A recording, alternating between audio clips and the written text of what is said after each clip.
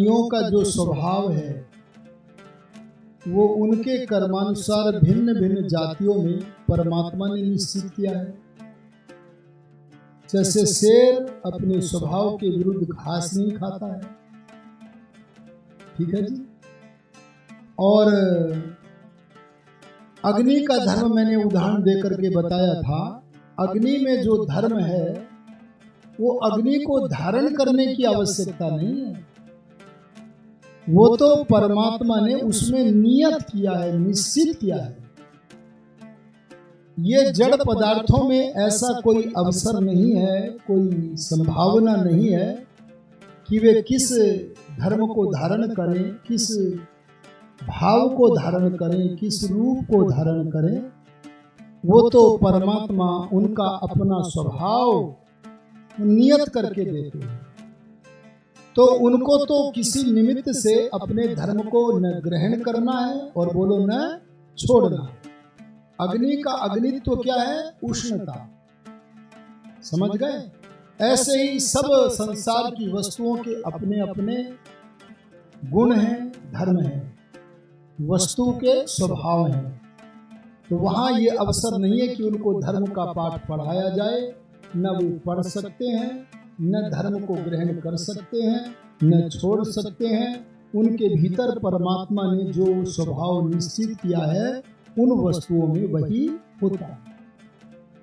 उसको प्रस्तुत इसलिए मैंने किया कि जैसे परमात्मा ने सूर्य आदि, अग्नि आदि पदार्थों में उनके धर्म स्वभाव निश्चित किए हैं, ऐसे मानव को भी उन गुणों का अनुसंधान करना चाहिए जिन गुणों को परमात्मा नियुक्त नहीं करेगा, बल्कि हमें स्वयं धारण करना पड़ेगा। क्या करना पड़ेगा? क्योंकि हम ही एक ऐसे हैं, जड़ पदार्थों में तो मन है ही नहीं, और जो अन्य जीव हैं उनमें मन तो है पर इतना विकसित नहीं है। जैसे कोई हिंसक प्राणी अपने भोजन के लिए किसी पर आक्रमण कर देता है या चोट पहुंचा देता है, वह न चोट पहुंचाने से पहले सोचता है और न चोट पहुंचाने के बाद सोचता है। वह तो वैसा का वैसा ही रहता है। उनके पास मन नहीं है ऐसा तो नहीं कहेंगे, पर मन इतना अविकसित है कि वह केवल भोग भोगने का ही काम उस मन से कर सकता है। कर्म करने का सामर्थ्य उस अविकसित मन के द्वारा नहीं। लेकिन मनुष्य तो कहा ही उसे जाता है जो मननशील है, मननात मनुष्य है। मनुष्य को ही कर्म का फल मिलता है। मनुष्य ही उभय योनि है। उभय माने कर्म करने का भी अवसर है, अरे बोलो फल भोगने का भी अवसर। हम चाहते नहीं, वह भोगना पड़ता है। और हमें जिसकी अपेक्षा नहीं है, संभावना नहीं है, हमें वह मिल जाता है। अरे बोलो होता है कि नहीं होता है? तो हमारे पास कर्म फल भोगने का भी अवसर है और कर्म करने का भी अवसर है। यास्काचार्य लिखते मननात मनुष्य है। अगर तुम मनुष्य देह धारण करके मनन नहीं करते तो मनुष्य नहीं हो। तुम्हारी मनुष्यता उसी में निर्भर है कि तुम मनुष्य मनन करते हो। और एक बात और कही है ऋषि ने, यद्यपि मनुष्य का आत्मा, सबका आत्मा नहीं जी, ऋषि के तपे हुए शब्द होते हैं। यद्यपि मनुष्य का आत्मा सत्य असत्य को जानने वाला होता है, तथापि अविद्या के कारण, अरे बोलो किसके कारण? ये कार्यक्रम क्यों हो रहा है? अविद्या को दूर करने के लिए। तथापि अविद्या के कारण, हठ के कारण, दुराग्रह के कारण, स्वार्थ के कारण, कोई हमें कह दे चलो गवाही दे दो अमुक व्यक्ति के विरुद्ध, हम आपको 1 करोड़ रुपए देंगे। अरे बोलो कितने रुपए? तो व्यक्ति स्वार्थ में फंसेगा, धर्महीन व्यक्ति। अरे 1 करोड़ रुपए एक बार आ जाएंगे, फिर आराम से पूरा जीवन व्यतीत करेंगे। बोलो लोभ ने आ घेरा कि नहीं आ घेरा? और वाणी से असत्य मिथ्या भाषण कर दिया कि नहीं? माने आत्मा के विरुद्ध आचरण भी हम करते हैं कई बार। जो मनुष्य आत्मा के विरुद्ध आचरण करता है ऐसा मनुष्य अंधकार को प्राप्त करता है। यजुर्वेद में कहा है। किसको प्राप्त करता है जी? ये रात वाला अंधकार नहीं है, अविद्या अंधकार। क्या आपके इस कार्यक्रम में कुत्ता आ जाएगा? अरे बोलो शेर को बैठाओगे? अरे बोलो छिपकली को लाभ मिलेगा? नहीं मिलेगा, क्योंकि वे जातियां अविद्या अंधकार से घिरी हुई हैं। इसलिए यदि हमने आत्मा की आवाज को ठुकराया और आत्मा के भी भीतर बैठे हुए अंतर्यामी परमात्मा की शिक्षा को ठुकराया, उसकी शिक्षा अच्छे काम करेंगे तो अभय, निशंकता, आनंद और प्रोत्साहन के रूप में होगी, और कभी बुरे काम की तरफ चल पड़े तो भय, शंका और लज्जा के रूप में होगी। अगर उसे ठुकराया तो हम मनुष्यत्व से, मनुष्यता से गिर जाएंगे। अरे धर्म से हम हीन हो जाएंगे। इसलिए मनन करके हमें जो धारणीय है, अरे जो कर्तव्य है, जो आचरण में लाने के लिए है, उसको हम धारण करें। वही मनुष्य का अपना स्वभाव है, स्वाभाविक धर्म है। मैंने पीछे एक बात और बताई थी, मनुष्य और पशु में अंतर करते हैं। इसे फिर से विचार लो। अगर कोई मनुष्य बलवान से डरता है और निर्बल को डराता है तो वह पशु है। शरीर मनुष्य का है पर क्या है बोलो? पशु के तुल्य है, क्योंकि पशुओं का काम ही है। क्या काम है? बलवान से डरना और बोलो निर्बलों को सताना। लेकिन मनुष्यता इसका नाम है कि अगर कोई धर्मात्मा निर्बल भी है तो उसकी सहायता के लिए खड़े हो जाओ, और अगर कोई अधर्मात्मा बलवान भी है तो मनन पूर्वक उसके बल की हानि करो। ये मनन का के बाद हम जिस बात को धारण करते हैं उस स्वभाव के धनी, अपने निमित्त से, विचार से धारण करने वाले मनुष्य धर्मात्मा होते हैं। कैसे प्रार्थना करें? यह माने जो परमात्मा, न माने मेरी नहीं हम सबकी, धिया है बुद्धियों को प्रचोदयात, प्रेरणा करे। हे परमात्मा, आपने तो मुझे सात्विक बुद्धि दी थी, सत्व गुण प्रधान बुद्धि दी थी, लेकिन मैंने अपने गंदे आहार से, गंदे विचार से, गंदे व्यवहार से, गंदे लोगों के संग से, गंदे कामों से अपने मन के भीतर तमोगुण को प्रविष्ट करा दिया है। इससे मेरी बुद्धि काली बन गई है।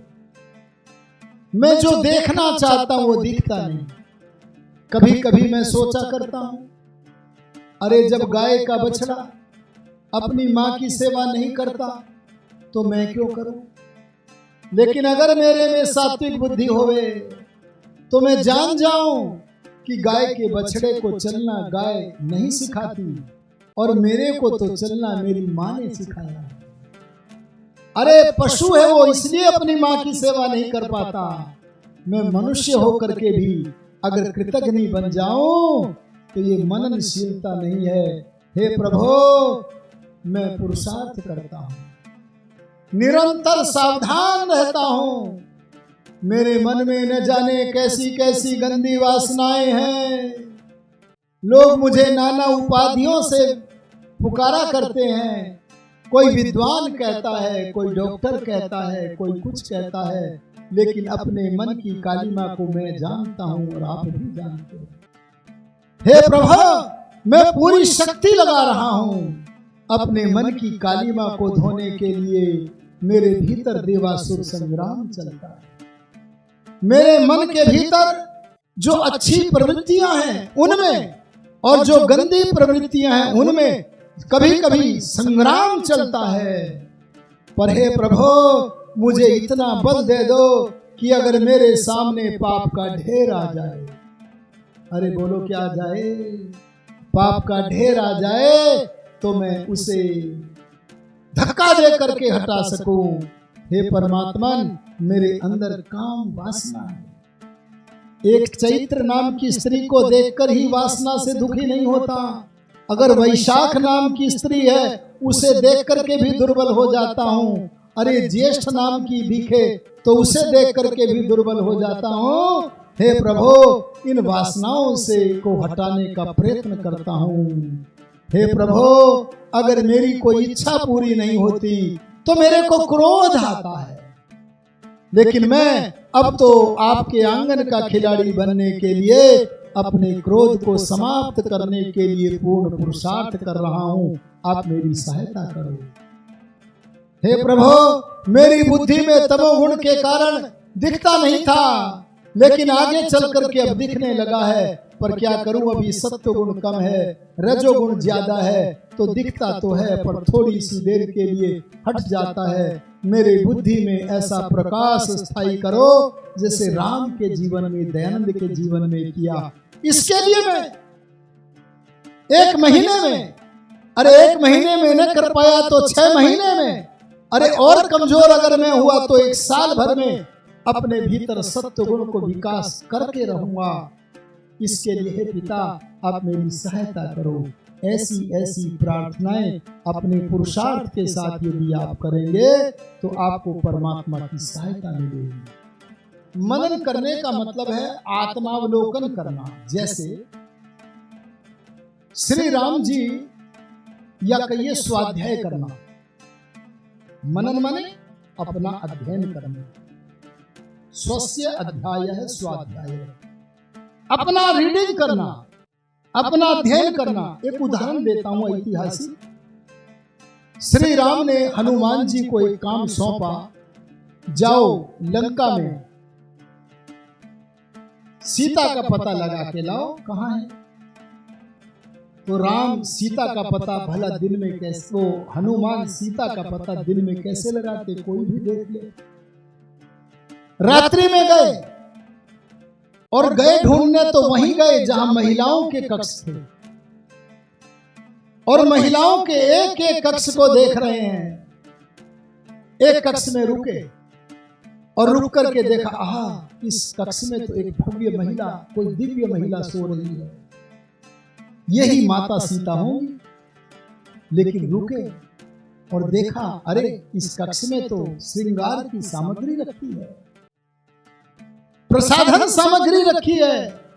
अपने पति राम से अलग होकर माता सीता श्रृंगार की सामग्री नहीं रख सकती, इसलिए यह भी माता सीता का कक्ष नहीं है। यह सोचकर और आगे बढ़ गए। उस बार तो, उस रात्रि तो महात्मा हनुमान को, ब्रह्मचारी हनुमान को, स्वाध्यायशील मननशील हनुमान को माता सीता का पता न चला। वहां से लौट रहे हैं। अब लौटते लौटते प्रार्थना नहीं कर रहे, मनन कर रहे हैं। अरे बोलो क्या कर रहे हैं? स्वाध्याय कर रहे हैं। अरे आत्मचिंतन कर रहे हैं। ये सब पर्यायवाची शब्द बोल रहा हूं मैं। इसे मनन कह लो। बाहर का मनन करोगे तो वो केवल मनन है, भीतर का मनन करोगे तो आत्मचिंतन है। आत्मचिंतन कर रहे हैं और आत्मचिंतन करते करते बोले, मनन करते करते बोले, हाय मैं लुट गया, हाय मैं लुट गया, हाय मैं लुट गया। इस वाक्य को महर्षि वाल्मीकि जी ने लिख दिया। क्या लिखा?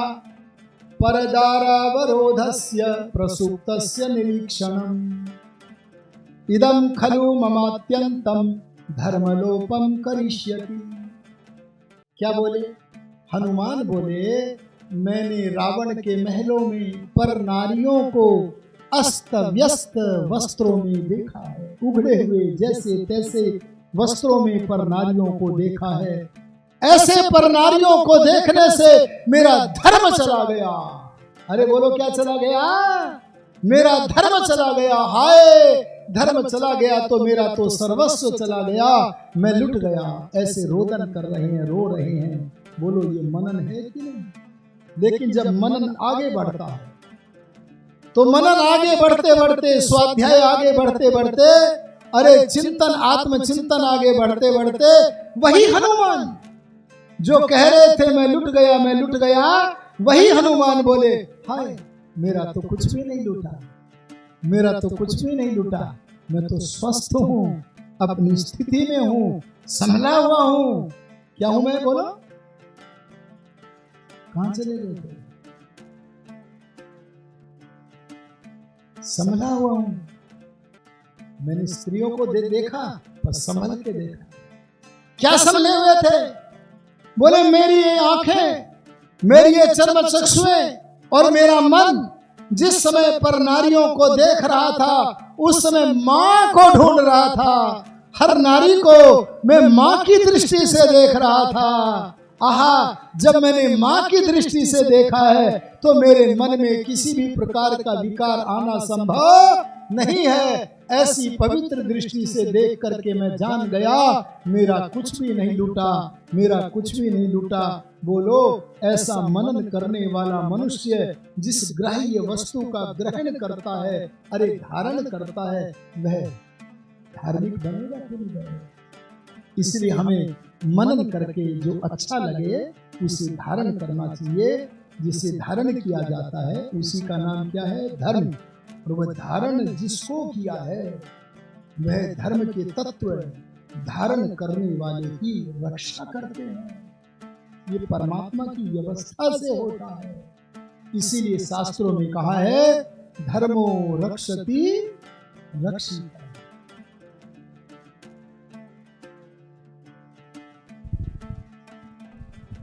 समय मुझे लगता है हो गया था। चलिए हम दुखों से कैसे छूट सकते हैं? हम दुखों से कैसे छूट सकते हैं? जन्म से मरण तक हम दुखों में ज्यादा रहते हैं। जब बच्चा पैदा होता है तब भी वो होते ही साथ होता है। तो मेरा एक नियम दुखों में। आपके प्रश्न में थोड़ा संशोधन भी करना चाहता हूँ। अगर आपके घर 20 घंटे बिजली आए और 4 घंटे ना आए तो आपको बिजली ने सुख ज्यादा दिया क्या बिजली न आने से दुख ज्यादा हुआ? अरे बोलो, उसे कोई याद नहीं रखता। और 4 घंटे बिजली ना आए तो हाय, बिजली वालों का सत्यानाश हो जाए, बिजली नहीं भेजते। दयानंद जी कहते हैं योग दर्शन की बात अलग है, सर्वमेव दुखम विवेकिनः। वो इनका वो प्रसंग नहीं है, इनका दूसरा। वो प्रसंग जब चलेगा वही उत्तर दूंगा मैं, लेकिन जो जिस प्रसंग में ये बोल रहे हैं वही उत्तर दे रहा हूं। ऋषि दयानंद बोले इस मानव जीवन में अगर सुख दुख की तुलना की जाए तो सुख बहुत अधिक है, दुख बहुत थोड़ा है। कई बार भगवान अगर किसी के कर्म ऐसे हैं जिसे पैरालाइसिस होना है तो भगवान कहते चल अभी तो काम कर ले, जवानी में पैरालाइसिस नहीं डालूंगा क्योंकि तेरे से अच्छे अच्छे काम कराने हैं। हाँ, जब मरण समय आएगा उससे थोड़ा देर पहले मैं तेरे लिए पैरालाइसिस देके थोड़ा दुख भी दे लूंगा। बोलो, भगवान की कृपा है कि नहीं? अरे बोलो, है कि नहीं? ध्यान देना, इस संसार में सुख ज्यादा है। ऋषि दान कहते हैं सुख ज्यादा है, दुख थोड़ा है। लेकिन ये दुख जो है जिसे आप ज्यादा मान रही हैं, इसके पीछे हमारे अपने अपने कर्म हैं।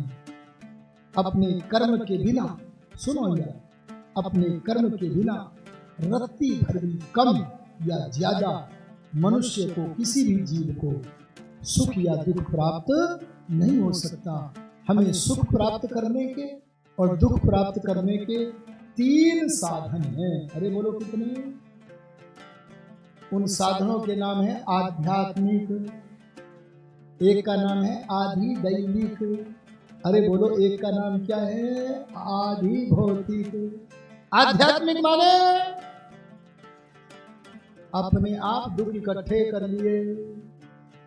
अरे बोलो, अपने आप कभी व्यायाम नहीं किया, आराम ही आराम करा, सारे काम नौकरों से करवाए, पेट मोटा हो गया, उठा भी नहीं जाता। बोलो, ये दुख किसने पैदा किया? स्वयं ने। पर ये दुख भी भगवान हमारे कर्मों के फल में से एडजस्ट करता है। सिद्धांत समझ लेना पूरा। दूसरा प्रकार क्या है? आधि दैविक। अरे बोलो क्या है? अधिक वर्षा हो गई अथवा अकाल पड़ गया, भूकंप आ गया, ये जो परमात्मा के बनाए हुए सूर्य चंद्रमा आदि देवताओं से मिलने वाले सुख या दुख, इनका नाम क्या है? आधि दैविक। ये भी जीव को उतने ही होते हैं जितना उसके लिए उसके अपने कर्म जिम्मेदार हैं।